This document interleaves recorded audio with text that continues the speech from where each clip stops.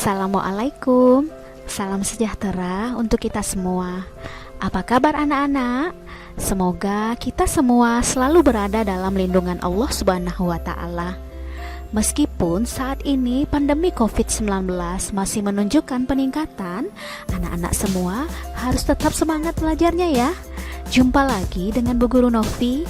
Kali ini kita akan mempelajari tema 3. Tema 3, makanan sehat.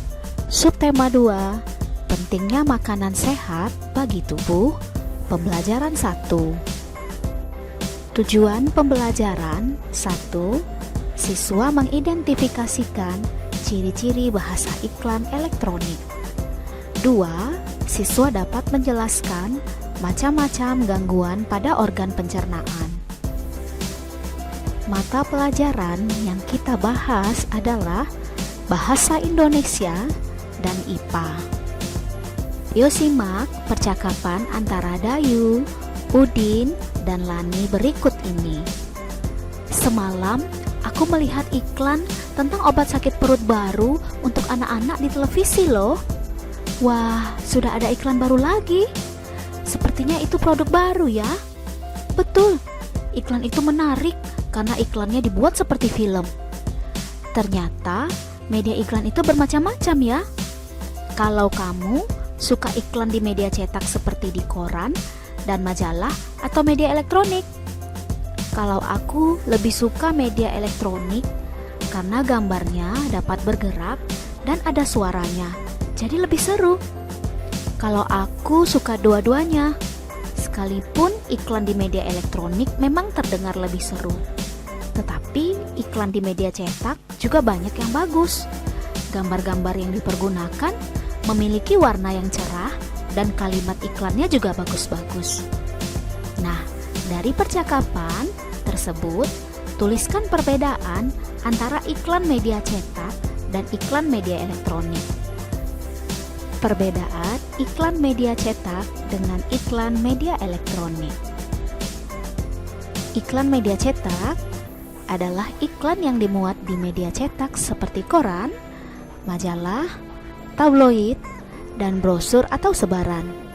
Informasi yang disampaikan dalam bentuk tulisan dan gambar. Iklan media elektronik adalah iklan yang dimuat di media elektronik seperti televisi dan radio. Iklan yang disampaikan dalam bentuk audio atau suara dan visual atau gambar yang bergerak. Diskusikanlah tentang iklan-iklan yang pernah dilihat atau ditonton. Jenis iklan bisa iklan media cetak atau elektronik, dan alasan kamu mengelompokkannya dalam media tersebut. Tulislah ke dalam bentuk tabel seperti berikut ini.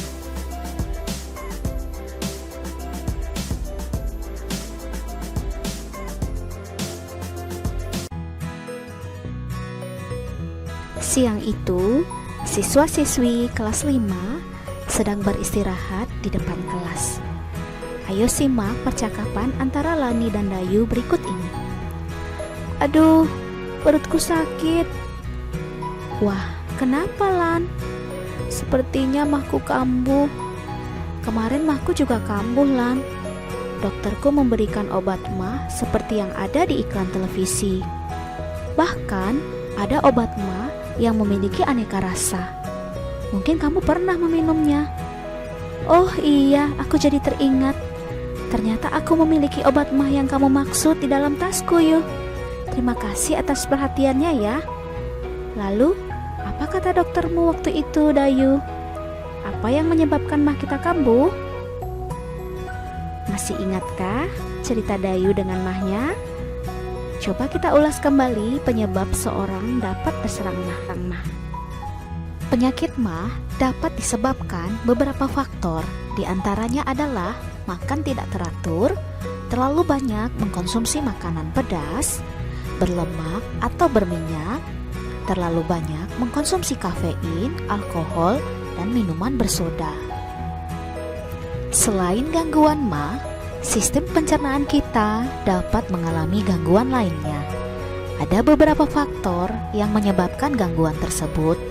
Misalnya, mengkonsumsi makanan tidak sehat dan pola makanan yang tidak teratur. Diskusikanlah peta pikiran mengenai berbagai macam gangguan dari sistem pencernaan manusia.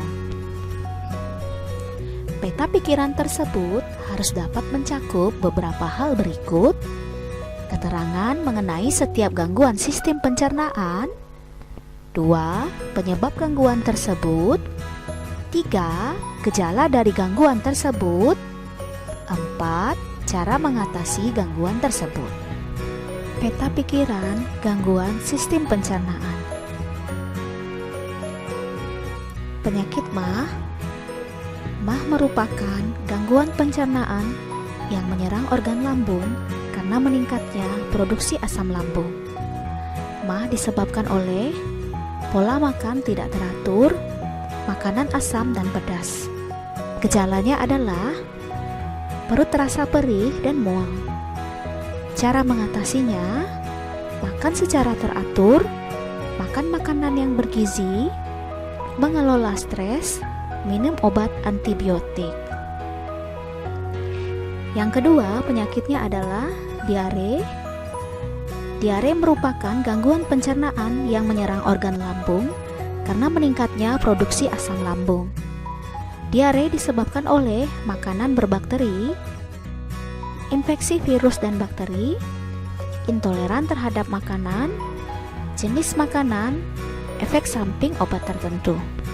Gejalanya adalah perut terasa mulas, tinja encer atau buang air besar cair, atau bahkan berdarah, mengalami dehidrasi, kehilangan nafsu makan, pusing, lemas, dan kulit kering. Cara mengatasinya: menjaga kebersihan diri dan makanan, menghindari konsumsi makanan dan minuman air yang tidak dimasak hingga matang. Kemudian, penyakit selanjutnya adalah radang usus buntu, wasir, gastritis, sariawan, dan konstipasi atau sembelit. Nah, tugasmu adalah pilihlah satu macam gangguan pencernaan, kemudian rancanglah poster yang menerangkan tentang gangguan pencernaan tersebut. Perhatikan poster berikut ini. Apa itu diare? Diare adalah buang air besar dengan tinja encer atau berair dengan frekuensi lebih sering dari biasanya atau normalnya. Bagaimana tanda-tanda diare? Tanda dan gejala yang biasanya menyertai penyakit diare antara lain buang air besar encer dan sering kram perut, nyeri perut, demam, adanya darah dalam tinja, dan perut kembung. Cegahlah diare dengan minum air yang sudah matang, menjaga kebersihan diri dan lingkungan, mencuci tangan dengan menggunakan sabun, tidak mengkonsumsi makanan atau jajanan sembarangan. Berdasarkan contoh poster tersebut, diketahui bahwa diare ditandai oleh buang air besar dengan tinja encer atau berair dengan frekuensi lebih sering dari biasanya atau normalnya. Oleh karena itu, orang yang mengalami diare akan lebih sering ke toilet untuk buang air besar dengan volume tinja yang lebih banyak dari biasanya.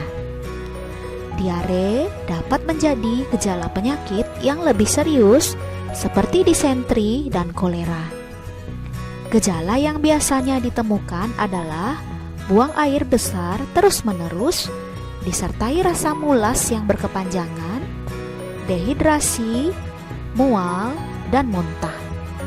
Pemberian cairan dan elektrolit seperti larutan garam akan sangat membantu memulihkan keadaan tubuh yang kekurangan cairan dan elektrolit. Minuman cairan oralit merupakan cara pengobatan yang paling efektif terhadap gejala diare. Bila cairan oralit tidak tersedia, maka kamu dapat membuatnya sendiri. Nah, anak-anak, ayo kamu buat cairan oralit sederhana seperti berikut ini. Sediakan semua bahan dan alat yang diperlukan dan ikuti langkah-langkah pembuatannya dengan cermat. Bahan-bahan yang dibutuhkan yang pertama, setengah sendok teh garam, 2. 6 sendok teh gula pasir, 3. 1 liter air hangat, 4. Pisang secukupnya untuk menambah kalium dan rasa. Cara pembuatan yang pertama, larutkan gula dan garam dalam air hangat. 2. Pisang dapat dilumatkan secukupnya atau dicampur atau dimakan begitu saja. Nah, setelah kamu selesai membuat ramuan Oralit, buatlah laporan percobaan sederhana dan tuliskan juga manfaat dari larutan Oralit yang kamu buat. Demikianlah video pembelajaran kali ini. Tetap semangat belajar, jaga kesehatanmu, makan makanan yang bergizi, dan istirahat yang cukup. Selalu cuci tanganmu dan gunakan masker jika bepergian keluar rumah. Assalamualaikum warahmatullahi wabarakatuh.